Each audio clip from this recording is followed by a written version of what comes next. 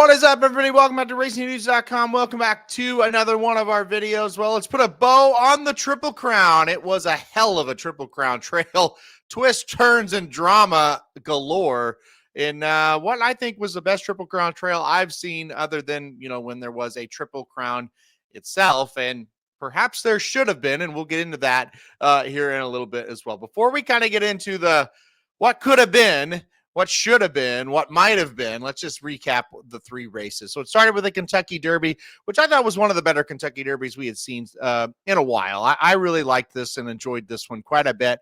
Sovereignty gets the job done over journalism, and kind of no doubt about it, no excuse for journalism type of victory for Sovereignty, a length and a half there by Baeza in third.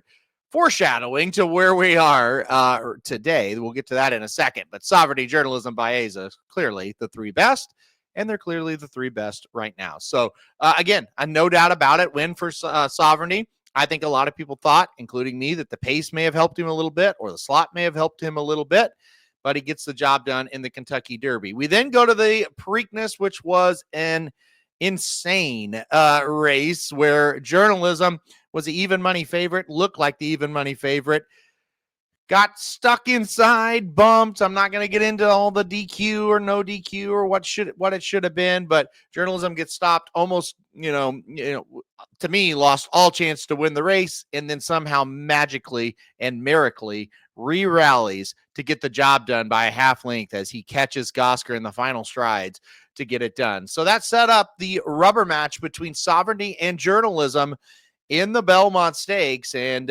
thankfully for Michael McCarthy and the owners of Journalism, they ran this horse at all three races, and boy, did he really, really show up in all three races. And that'll fast forward and set us up to the Belmont Stakes, where it was Sovereignty who absolutely dominates the Belmont and wins by 3 lengths, and he wins by 3 and dominates the race despite Journalism running huge, but running second, a no-match second.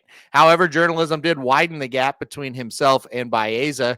That was not nearly as close as the first 2 times they met, but Baeza did run a very, very solid third with Rodriguez in fourth. Now, there's a lot to unpack here. The first thing I want to say is I picked Journalism to win all 3 races, so I went 1 out of 3. I was watching Journalism in the Kentucky Derby, as many do. You watch the horse you bet, and the horse you've got the most money on, or is going to bring you the most money if they win. And when he rounded the turn in the Kentucky Derby, I thought he was going to win the race until the second I started to look back towards the other horses and saw Sovereignty, and I knew the very split second that I saw Sovereignty, that race was over. Sovereignty was going to win. Went into the Belmont Stakes thinking, look, I think that the track helped Sovereignty that day and the pace helped him. How about this time, though? They run 47.6 to the half. Sovereignty is in third. He's just sitting right there waiting patiently. And I'm like, oh, wow, he is sitting much closer to the pace. That's not going to hurt him. However, I'm watching Journalism the whole time. Journalism turns for home, and I turned to Jared and said, it's going to take a monster to beat him today. He's getting ready to run his best race of the Triple Crown. If you know anything about horse racing and you were watching Journalism, he could not have been moving any better. They barely asked him, and he got by those horses that were ahead of him.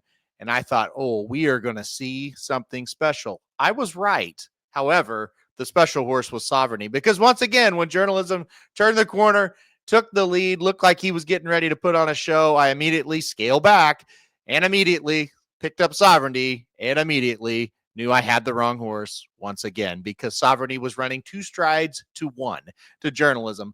I can't really describe how impressed I was with Sovereignty in this race. I thought this was one of the better Triple Crown races I've ever seen in person. Now, before you go crazy in the comments section, I haven't been into the game that long. I've only been in the game, let's see, about it'd be 18 years now. I haven't been to that many Triple Crown races, but I've been to a bunch. And this was, to me, this race by Sovereignty was about as impressive as it gets. It really was. And the reason I say that, I thought Journalism fired his absolute best race of his life in this one. And you can debate it or say, hey, I'm stupid or whatever. I thought Journalism ran the race of his life, which is, pretty good because he's been very good. But I thought he was much better than the Derby. And, I thought he was much better than the Preakness, even though that really wasn't his fault. I thought this was his best race. And not only did he get beat, guys, like it wasn't a race. Like, again, when Sovereignty was 3 lengths behind him here in the turn, I was like, oh, this race is over. Sovereignty's going to win easy. It's just like he looks like he's on another planet compared to him.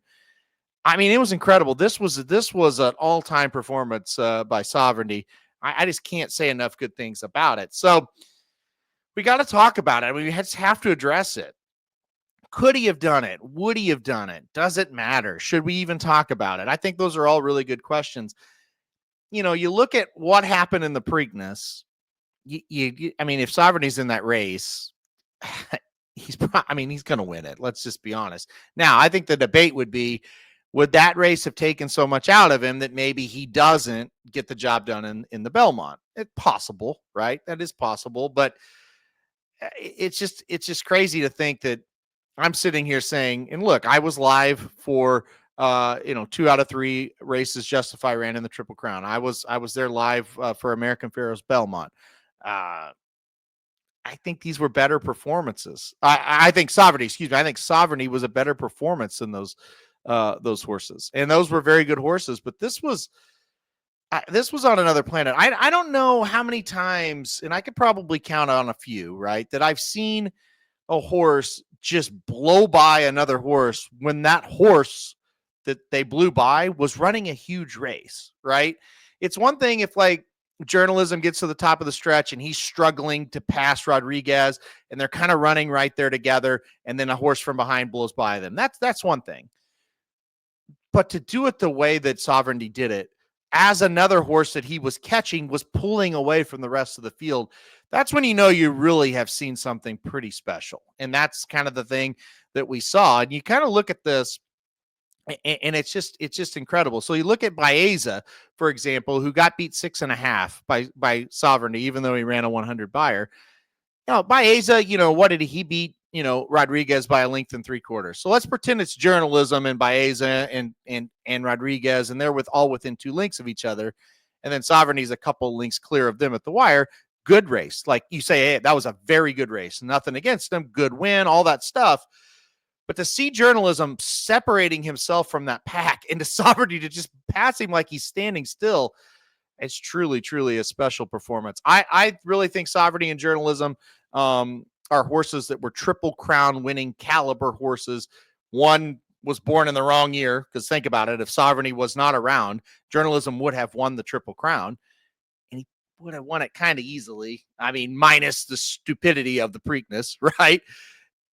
But Sovereignty, if they just try it, I'm going to say he probably does it, right? And even if you don't think he would have, he still is a 2 out of 3, Triple Crown race winner, and that puts him in a nice list of horses, of really good horses. So, I don't know how I'll look back at this. It was such an exciting Triple Crown. I thought it was a great Derby. I thought it was one of the most dramatic Preaknesses, if not the most dramatic I've seen. And then I thought this was an all-time special Triple Crown race performance. I really do. And, look, I'm not really qualified before 2007 to really say that, so let's just say from 2007 to right now, I thought this was an all-time special performance by Sovereignty in a Triple Crown race. I'm talking specifically in Triple Crown races. I was blown away. I really, in the Derby, when Journalism kind of turned for home, I could tell he wasn't running just like this massive race, but he was running very well. I was overwhelmed with confidence because, again, I was just watching him as they got to the far turn and made the turn. I was just locked on Journalism. So I think, like a lot of people, I just kind of look and see, okay, is my horse going to fire? And the answer not only was yes, but I was just really confident he was getting ready to blow him out.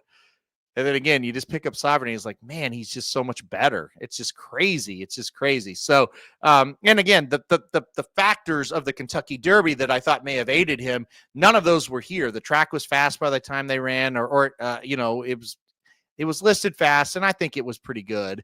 And the pace wasn't anything to set up for closers, but the deal was he wasn't a closer on this day. He was a stalker. So, Can't say enough things, good things about Sovereignty. I think he's going to be awfully tough to beat.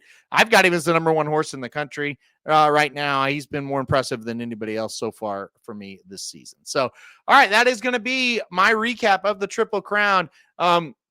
A Triple Crown season, I should say. Again, I think it's hard to rank any non-Triple Crown set of 3 races over a set of 3 races where the Triple Crown was achieved. If there was ever a year you might do it, it is this year, because I think the performances were just that good. Sovereignty gave us 2 incredible performances. In journalism, gave us 3, really, right? But lost 2 of them. It almost lost a third because of the traffic trouble that he had. So drama was abound here. It was an unbelievable season. I wish they all could kind of be like this, minus the purposely not trying to win a Triple Crown. I did not like that part, but still, I wish they all could be like this super exciting season. And it delivered. It delivered every single time for us. So, all right, guys, that'll do it for this video. We'll be here all summer covering these horses as they keep on going. I'm very exciting 3-year-old division. Can't wait to just keep track of these horses and keep watching. So, thanks everybody for watching. Hit that like button if you like the video. Hit subscribe. You really like it when I get alerted anytime we do videos like this. And most importantly, stay tuned to the channel for more news throughout the season.